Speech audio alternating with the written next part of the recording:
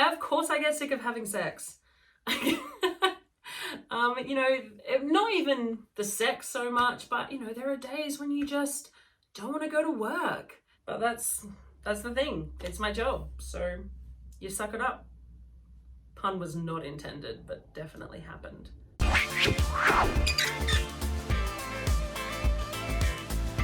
Hey guys, I'm Charlie Forde and I am an Aussie sex worker. My name is Devine. I am a porn star, escort and dominatrix. My name is Jenna Love and I'm a full-service sex worker and adult content creator. I have been in the adult industry for 3.5 years. I've been working in the sex industry for nearly 9 years. I'm kind of expecting the usual, what's your real name, how much do you earn? Safety and danger, that seems to be the first thing a lot of people think of when they hear that you work in the sex industry. To be honest, because I'm so out there and so open, a lot of people ask me some weird questions already, so I'm kind of excited to see if there's any new ones in here, because there's not a lot I haven't done. How did you get into sex work? I initially got into sex work because I needed the money. I mean, it was like any job.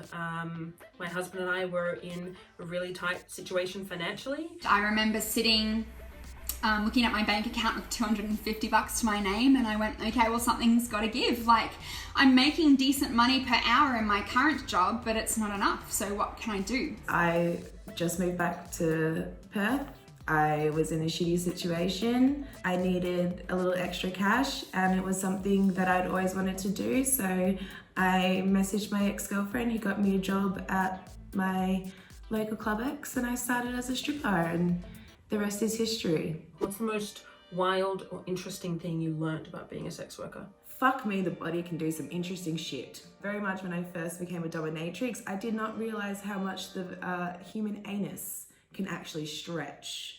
It isn't all about looks, and that you don't have to be a particular type of person to succeed and have a lengthy career in the sex industry. As much as I came into it being very open-minded, I think I came into it the way that the public come into it, thinking that there was some level of stereotyping that was true. I mean, I would see people who look totally different to me and have completely different walks of life, and they would still do really well as a sex worker because they just found this little niche that, you know, clients loved them within. And I remember thinking that was really positive and empowering, that there was something for everyone out there. What's the craziest request you've ever had from someone? This is a question I actually get asked a lot with being a dominatrix. I have a regular client who is a looner, which means that he enjoys playing with balloons. The weirdest thing that I've ever done, I did with a really good friend of mine in the industry. We had a doubles booking together, and I remember walking in the door, having her put cat ears on my head. She made me act like a cat. I had to get down on all fours. She poured me rosé into a saucer that I had to lick out of the saucer. And then I remember her teaching the guy how to tie me up with shibari rope. And I remember them trying to pick me up, but it was really awkward. And the two of them tried to carry me over through 3 rooms to this adult toy, and then sat me on it. And then they wrapped me up in latex, and then they blindfolded me. And then my friend took the controller of the sex toy and kind of just went to town. Somebody wanted to come over to my house, and they wanted me to put them on kind of a St. Andrew's cross, like this, like a wood cross. And then they wanted me to put them up against that, and then they wanted me to put a wetsuit over them. So they wanted to be suspended on this cross via a wetsuit. Somebody asked if they could put a Twix bar, the chocolate bar, in my butt, and then I would poop it out. I get ejected and then they wanted to eat it. I declined that one. I've had a guy ask me to sit on his lap while he pees, but I had to he sat backwards on the toilet. It was a little bit odd. I don't judge though. I've had sixums. I've done a lot of stuff, guys. One of my friends also got a request for someone to bury him, for her to bury him like a tree in a pot. The craziest ones aren't the sexual ones. The craziest ones are just wild fucking random stuff like that. What's something that you have in your bag that no one else would? I personally always have a rubber sheet in my bag when I'm going to work. I am a squirter and I squirt quite a bit, and so it's something that I can't go places and destroy mattresses all over Australia, so I've always got it's a vinyl sheet. I've always got that with me. Pepper spray and a knife and a little bottle of lube. I've got a stethoscope for my day job. I have a toothbrush. I feel like that says more about my personal life than it does about my work. Do you only work at night? Hell no! I hate working at night. I'm a normal person. I'm not sitting like this, dolled up every night to go out and see people. When they're messaging me, I'm in bed with my pajamas on watching a movie, and there is no hope in hell, boys, that you're going to get me out of bed. I rarely, if ever, work at night. I work during the day. My standard hours are Monday to Friday, 9 a.m. till 4 p.m. I do work outside of those hours, but I charge extra for it. No, I'm 100% a daytime hooker. I hate working at night. Some people kill it at night. I wish I was one of those people, but nah, mama likes to sleep. Does your body have to be kept at a certain standard? No, fuck no. Big misconception. I've been in this industry at 50 kilos. I've been in this industry at 85 kilos. I've had no tattoos. You'll always be someone's cup of tea. I like presenting myself in a nice way for my clients. They spend a hell of a lot of money on me, and so I want to take the time to, make sure that I'm presentable in a nice way to them, but it's not 100% necessary, I guess. It's just the way that I advertise myself and I want to run my business. So if you market yourself as a gym junkie, then yeah, your clients are going to expect you to have the physique of somebody who's always at the gym. I market myself as someone who eats a lot of pizza. So there's not that expectation on me, which is nice. Do your parents know? Yes, they do. Well, they will now. I don't speak to my parents. My grandparents are my parents. She didn't talk to me for 2 days because she was a bit shocked, and I told her what a fetish was, and some people, like to be peed on, and she goes, pee on? You pee on people? And I was like, yeah. She was like, oh, fuck. Talk about stage fright. And that was her God honest response. So they know, they're supportive. My parents know what I do for a living.